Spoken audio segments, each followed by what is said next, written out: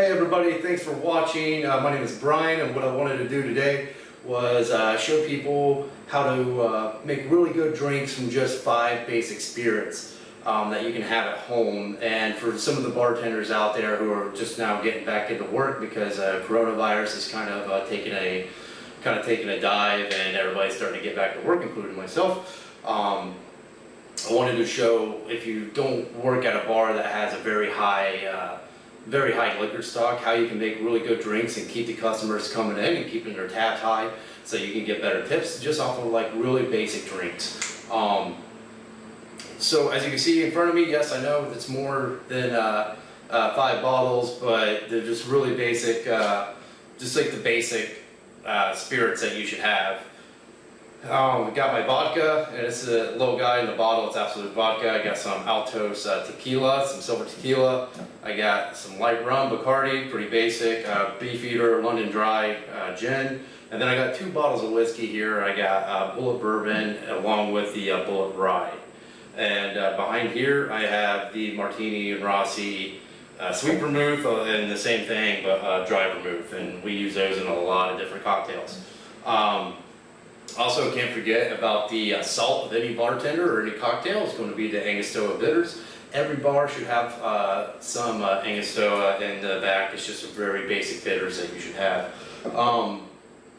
Getting right into it, just kind of wanted to go over a basic bar setup here. So what I have is I got a couple shakers. First one is the one that most people probably see, most common in bars. It's called the Boston shaker, and it's just essentially a pint glass and a tin.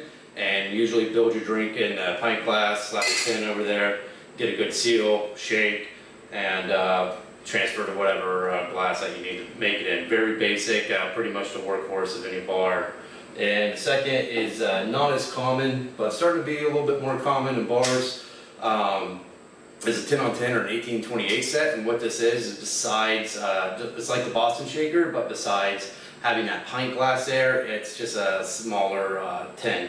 They're usually weighted, so they're good and heavy. It helps with shaking. So some of you bartenders out there, if you haven't used one of these, give them a shot. It's really going to save you some time. The shakes are easier. You're not going to get as tired. But the reason why I like this, I've had this for about 5 years now, and with these, especially at an actual bar, these pint glasses are going to run through these big industrial washers. And what you're going to see is that these pint glasses over time start getting a little bit more brittle. With the 10 on 10 set, you don't have to worry about that because obviously instead of a pint glass using another 10, so you can just beat the hell out of this thing and get that seal off, and you don't have to worry about breaking the pint glass or anything like that. Next up, we got a mixing glass. This is just simple. I like using this instead of the pint glass because it's got that pour spout, allows for a little bit better control. Stirring spoon, pretty simple. For stirring stuff up, pretty obvious. It functions in the name there. Muddler. These can come in plastic, stainless steel. Mine's wood. Actually had this custom made by a buddy of mine. Cost me about 15 bucks. Cost me about 15 bucks. So again, you can get these in wood or anything, or wood, stainless steel, or plastic. I've seen them in. Just for muddling your fruit, muddling your herbs, stuff like that. Got a fine mesh strainer. That's for crushed ice or anything, or if you got a lot of herb or a lot of small chunks of fruit, you don't want to get that into the drink. So get that, do a double strain with a Hawthorne strainer. And then jigger. It's 2 ounces on one side, 1 ounce on the other. It's just for getting really good measured pours out of there. So basic bar setup, you usually get like a kit or something at Walmart. If you're doing this at home, you don't need to get like the more bougie stuff like I have. You'll probably be fine with just your simple Boston shaker and a stirring spoon and muddler. So that's pretty much it, and we're going to get into how to make a couple cocktails. So as promised, we're going to do a couple cocktails here. So 2 very simple basic cocktails that you can do at home, and probably the 2 that I always get most common ordered at my bar. It's going to be the Manhattan and the Martini. So for the Manhattan, we're going to start off here. You're just going to need your whiskey. So I like to use the Bullet Rye. I like rye whiskey in my Manhattans because it adds a little bit extra, adds a little bit more depth, a little bit more complexity, and I just really like rye whiskey. But you can use any type of whiskey that you like. I would prefer if you use something a little bit more than the old, old granddad gut rot. So it's probably not going to be very good if you're using anything that comes in a plastic bottle. We're going to need our Angostura bitters and our sweet vermouth. So first thing I'm going to do, go in my handy dandy, my awesome ice cooler here. We'll fill up our mixing glass. So I'm going to take my jigger. So I'm going to put in 2 ounces of my Bullet Rye.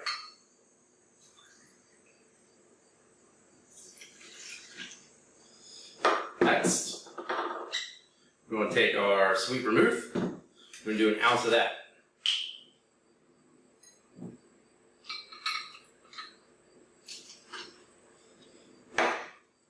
And next, finally, we're going to take our Angostura bitters and we're going to do 2 dashes. 1, 2. Now Angostura, very good, very like a staple at any bar, but the bottle really sucks. So great bitters, crappy bottle. You're going to get a little extra in there when you go to tip it. For some of you bartenders out there, you might want to invest in some bitters bottles or the little dashers. Those actually require a nice little flick for you to get it's a lot more control for you to actually, a nice little flick to get the bottle or the bitters out, and it just provides a little bit extra control. So, we got our ingredients in there. Next thing we're going to do a really good shake. Excuse me. Now that we got our ingredients in there, we're going to stir. Now, stirring also, it chills, but it also dilutes the drink a little bit. And it's going to take the bite off of that bourbon, and it's going to and it's also going to let you taste the bourbon without getting punched in the face by the alcohol.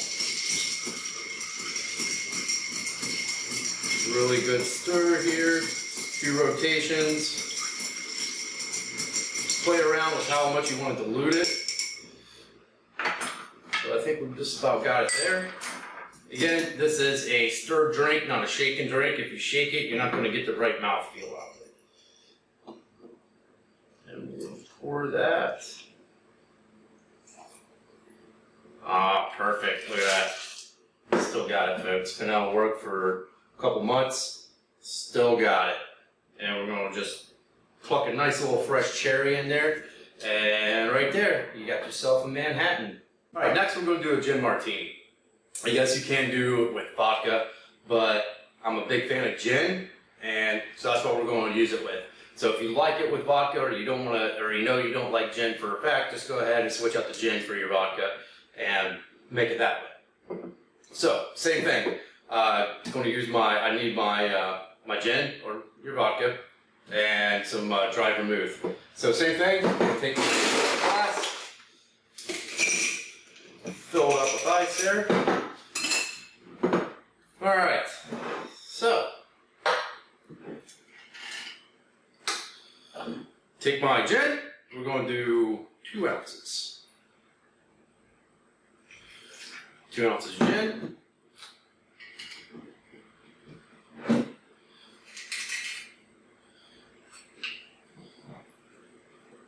One ounce dry vermouth. And I like mine a little dirty.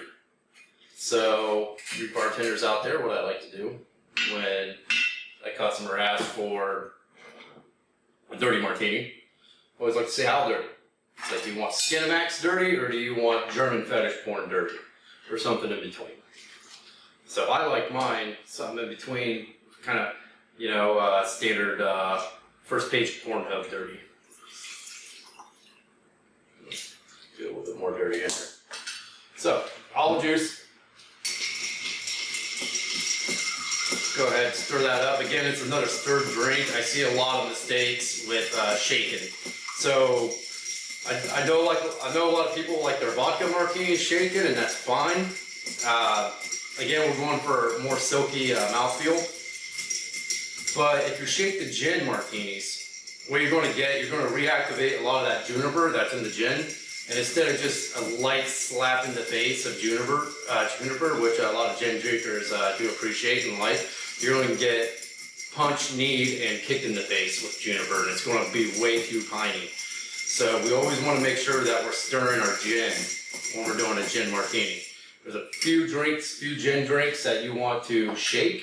That's because they're going to be bolstered with some fruit or some other stuff that's going to kind of knock back that piney taste. But for gin martinis, you definitely just want to stick to stirring it. All right, nice little greenish tint there, and I just like to drop in a couple olives. And there's our gin martini. Two very simple basic drinks that you can do at home. You got the Manhattan and a gin martini. Again, that goes with that five bottle bar that we have. Coming up, we're going to be getting into the weeds with some other stuff, doing some originals and just kind of playing around. These drinks, they have a pretty simple recipe. So with the Manhattan, it's 212, which is the area code of Manhattan. So your 2 ounces of your bourbon or your whiskey, 1 ounce of your sweet vermouth, and 2 dashes of bitters. Now we can play with that and kind of do some really cool things with that. And again, with the martini, you know, very basic, simple base recipe. You have your 2 ounces of your spirit and your 1 ounce of your vermouth. You can take that and you can actually play around and start combining these flavors. So these are 2 very basic drinks that we can actually play around with and get a little bit creative. Hey guys, thanks for watching. Really appreciate it. As you can see, I'm doing this in my sitting room in my house. I got my little mini bar set up here. I got all the equipment that I have. What I want to do is try to build a network for bartenders, home bartenders, and people who just really like a good cocktail at the end of the night. So the best way that you can help me do that is by sharing, and subscribing. I plan on putting out content, 4 or 5 times a week on new drinks, trying to build a network. Let me know what you think in the comments section if you have any ideas, and definitely bounce that off, and we can get to work. Cheers.